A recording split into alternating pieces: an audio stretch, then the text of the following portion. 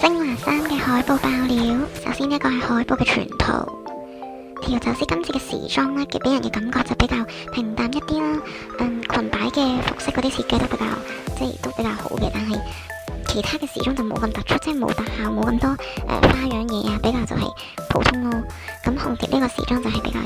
有意思嗰個啦，因為佢有啲櫻花飄落嘅設計啊，流動感又有，水晶又有，幻彩嘅感覺又有喎。跟住水裏面就係嗰個第二個形態半日上啦，可以見到整體嘅服飾係比較和諧啊、溫柔嘅感覺嘅，係嗰啲櫻花係真係好靚好靚，蝴蝶啊等等。最後就係慈善家嘅時裝，同上次聽你致敬節氣差唔多，就係整體冇乜驚喜感，其實整體就係比較平淡一啲，而且佢係嗰種比較有歐式風格嘅騎士嘅感覺，就冇平時咁有即係另一種新嘅感覺，大致上都係面具嘅。好啦，以上就係呢3個時裝喺海報，我個人認為比較